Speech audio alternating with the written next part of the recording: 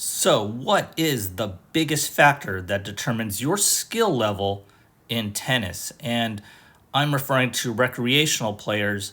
So, meaning if you're a 3-0 versus a 3-5 player, what separates the skill level there, between 3-5, 4-0, 4-0, 4-5, UTR 4 versus UTR 5. So, whatever skill level you are recreationally, what separates really the levels?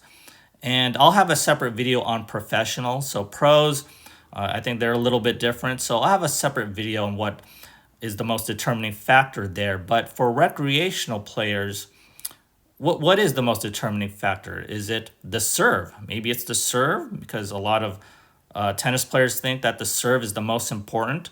It could be the footwork.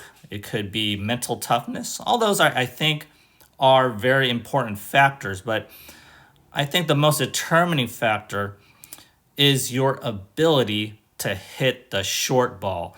And so let me ask you first, what kind of position are you in whenever you hit a short ball? Are you in a vulnerable position or are you in a commanding position?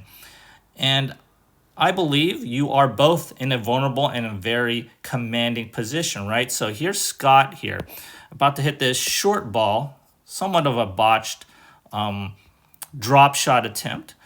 And so I'm coming up here. This is me. I'm coming up to get this short ball. And so I'm going to be in a very vulnerable spot, right? I'm about to hit this short ball because I'm leaving this whole area. I'm coming up here, but I'm also in a very commanding position because obviously this ball is slow. But also I have all the angles. I have the options here. I could go here. I could go up the line. I could go directly to my opponent very hard. So I have a lot more options on the short ball. At the 3-0 level, right? So this is under my observation. Under the 3-0 level, whenever a ball is hit short, whenever a player is coming up there, they don't have the ability to put away this short ball, right? So I was watching this 3-0 championship match many years ago, maybe a decade ago already.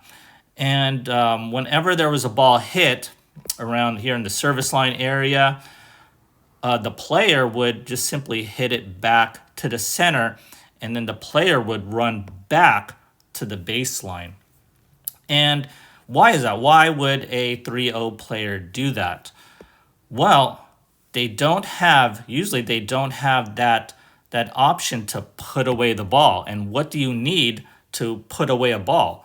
You need the power and the precision, right? You need the power to put it away and also the precision, the placement to put it away as well. And so that's basically it, right? In tennis, you need both power and precision, and that's what the short ball is for, right? You need both power and precision to put away those short balls. And at the 3-0 level, I don't see that ball put away pretty much at all. The players will hit it, right? They'll hit it, but they'll treat it as a rally shot. At the 3-5 level, I do think that it's getting a little bit better, but at the 4-0 level, then you'll see more balls being put away. And it's all about, at that point, the quality, right? So the quality of the short ball being hit. So a 4-5 player will hit the short ball a little bit better. A 5-0 player will hit that ball just a little bit better, and then you go on and on until you hit the pro level where I think pretty much everybody can hit and put away short balls. But at the recreational level, when you're at that 3-0, 3-5 level, that short ball is not quite there because players don't have that power and also that precision to hit the short ball. And so let's just check out on how I hit this short ball here. So I'm running after it.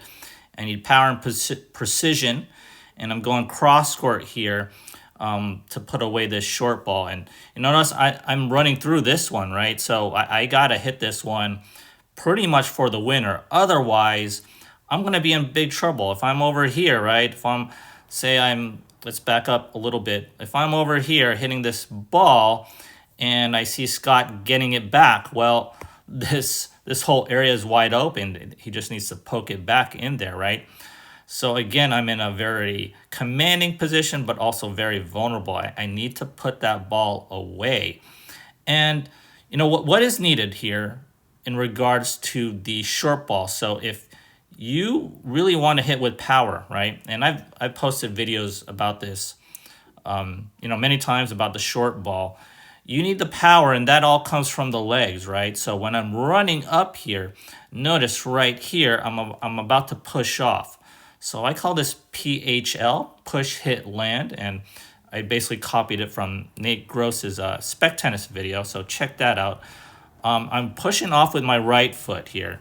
Then I'm about to land with my, or I'm actually going to hit the ball, hit, and then I land with my left foot. So you really need some leg drive, and good rotation, obviously, towards that ball. Really use your legs to generate the power to hit that ball. And so with the precision, right, with the placement, what do you need there? Well, you need the top spin, right? You need the top spin to get it over the net and put it away. And so when I hit this ball here, I'm trying to hit it above the net cord area or net cord level, right? I don't want to let this ball dip below the net cord. And then so when that happens, it's going to be a little bit harder to put that ball away. I need to put even more topspin, right? I need some topspin here to get it placed, but not an excessive amount of topspin. And so what I did is use the reverse forehand. A reverse forehand, I believe, is the most versatile forehand that you could do. You could do anything with that forehand.